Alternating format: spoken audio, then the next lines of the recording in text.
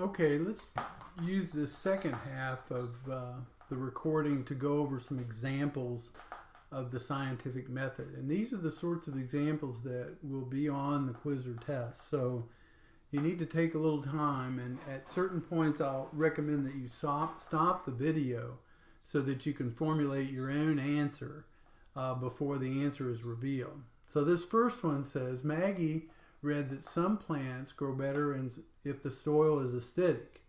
She can't believe that a plant can grow when exposed to acid. Maggie decides to test if the plants she has will grow better when the acid is added to the soil. She puts potting soil in 2 planting containers and transplants 2 of her geraniums that seem about the same size into those pots. She puts the pots in the same location so they both get the same amount of sunlight each day and are the same temperature, and she makes sure they get the same amount of water. However, Maggie puts a tablespoon of vinegar in the water she gives to one plant and then she measures the growth of both plants over a period of 5 weeks and records the results of the data below. And here you see a table with the heights of the plant with the vinegar and the heights of the plant without the vinegar. You can stop the recording at this point and look at this data table for a couple of seconds if you need to do that. So, first of all, what is the observation? The observation is possibly I spilled some vinegar, which was an acid, on one of my geraniums, and the plant was taller than the other one. But actually, she may have observed that and then thought, well, I can't hardly believe that acid would do that. It didn't say in the story that she spilled some vinegar on the geranium, but let's just say that that happened, and then she couldn't believe that that would be the reason that the one geranium was taller than all the other. And then she also had read that plants can grow better in an acid soil. So those were her observations. From those observations, what is the next step?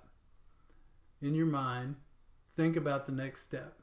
If you need to stop the tape at any point to think about this for a minute, go ahead.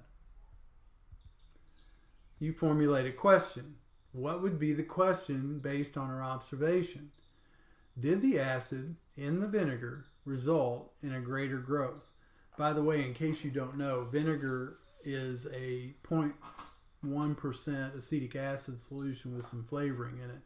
So its primary ingredient is actually acetic acid, which is what gives it its sour taste. So here's our question. Did the acid in the vinegar result in a greater growth? Again, you can stop the tape and say, well, okay, what is my hypothesis based on this question? The hypothesis is the acid in the vinegar that I spilled on the geranium resulted in an increased height. That's the hypothesis. It's a statement as if it were a fact. Hypothesis is a statement as if it were a fact, but you know it's not a fact because it's something you're going to test. And you're going to do what next in order to test this? Well, what you're going to do next is you're going to make a prediction based on your hypothesis. And that is, if I grow one group of geraniums in an acid soil and another group in regular soil, I will see greater growth in the acid soil. So that's your prediction. So you're going to set up the experiment, which she did, based on this prediction. And her experiment was a test of this. How does one go about testing the prediction from the previous slide? Well, they set this up. And here it is. I've highlighted the experiment that she did. She took 2 plants, she separated them, and she had several conditions which she kept the same, which we'll talk about in a second. But then in one plant, she added vinegar to the water. In the other plant, she didn't. And so she has 2 plants, presumably all of which are the same, except one has increased acid and the other doesn't. And then you can see the data that she collected based on this test. Now, we need to look at some aspects of the testing that you do when you test your prediction. And this is called experimental design. And we'll talk about this some more in a couple of weeks when we talk about research observations or research techniques in our ACT review. But in any experiment, you have three types of variables. And variables are things that can change. The first variable is called the independent variable. And the independent variable is the variable that is changed or controlled in a scientific experiment. It is the variable that is manipulated by the experimenter. In this case, when Maggie added vinegar, the vinegar is the independent variable. This leads to the dependent variable. The dependent variable is the variable that's being tested or measured after the change in the independent variable. It is quote unquote dependent on the independent variable. In this case, it's the growth of the geranium measured by the height of the geranium. And so the independent variable in this experiment is the addition of vinegar, or is vinegar.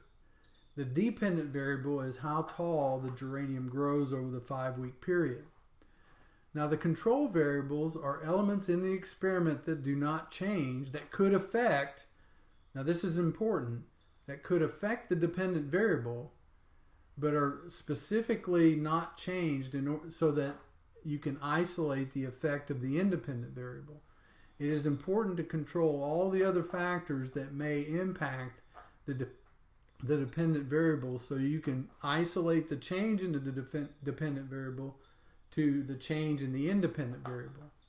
So these are the elements that are not changed throughout the experiment, and the unchanging state allows the relationship between the independent variable and the dependent variable to be better understood. These are all controlled by the experimenter, and in this experiment, it was sunlight, temperature, and the amount of water. Now, when we have an experiment, we have what's known as the control group, and we have what's known as the experimental group. The control group is the group in the experiment or the study that does not receive the intervention of the independent variable.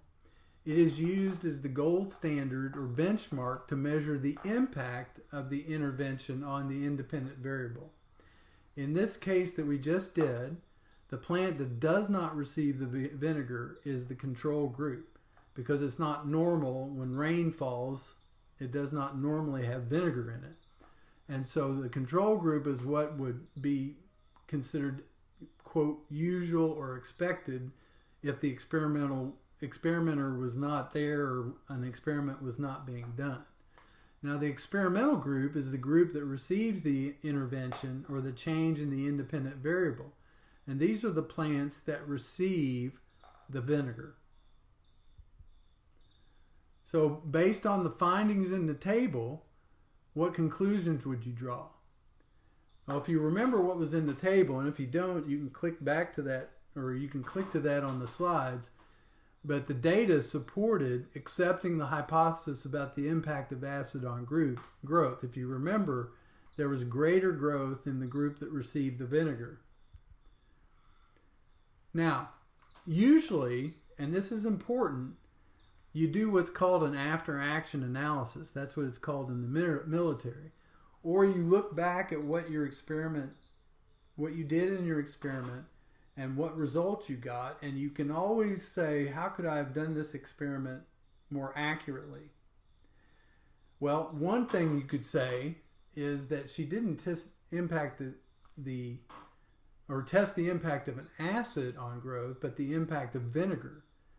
Is the effect of vinegar, does it generalize to all acids or just to vinegar, and is it a specific finding with vinegar?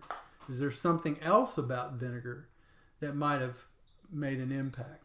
So she could have done the experiment better if she had added a substance that in every way was like vinegar except no acid. That would be to the control group. That's called a, quote, placebo, end quotes. In other words, you take what you think is the active ingredient based on your hypothesis out of the substance, but the substance is exactly the same in every other way. And you give that to the control group. If she'd have got the same results, then you know it's not vinegar in general, but it's actually the acid in the vinegar. Another way she could have tested it would be to test other acids. Is this specific to the type of acid that's in vinegar, or could it be other types of acids? So let's look at another experiment.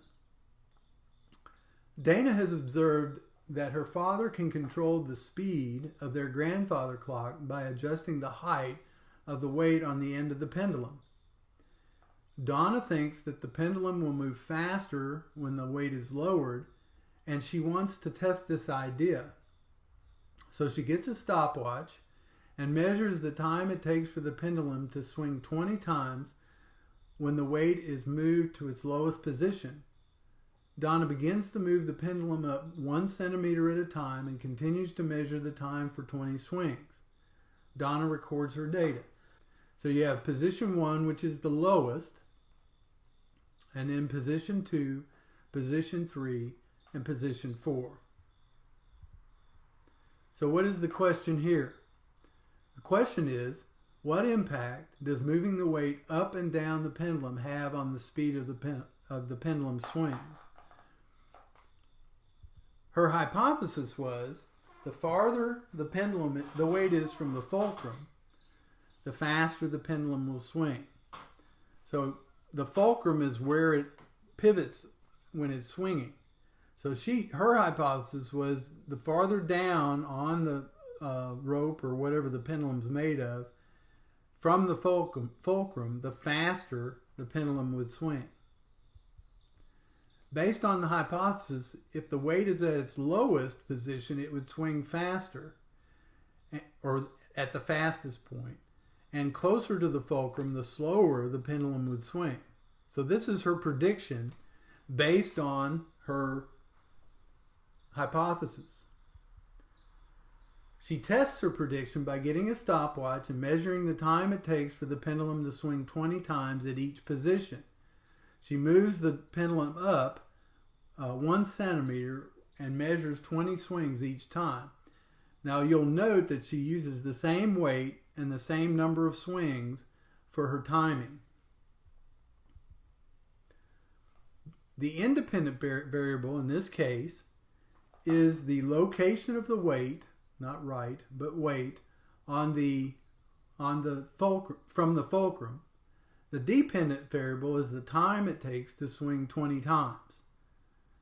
The controls, as I said, the number of swings, the clock that's used. She uses the same clock. She uses a 1 centimeter change each time. And I didn't mention it here, but she doesn't change the weight. The weight that she uses is also the same. There are really no control group or experimental group unless you want to say that the first position is the control and each subsequent position is the experiment. Sometimes you have to arbitrarily select a control group and say that the others are compared to that group. And since she started with the farthest from the fulcrum, we'll say that that's the control setting. And then the subsequent settings are experimental settings. Now, if you remember, again, if you don't remember this, go back and look at the table of data. But if you remember the table of data, you'll see that her hypothesis was incorrect, that the shorter or the closer the weight was to the fulcrum, the faster the pendulum swung. And indeed, this is consistent with what we know about pendulums. And if she would have read about pendulums before she did her experiments, she might have come to a different hypothesis. So that ends our two examples. You have an additional examples in your homework that I hope you go through. And I hope you enjoyed this time we had together.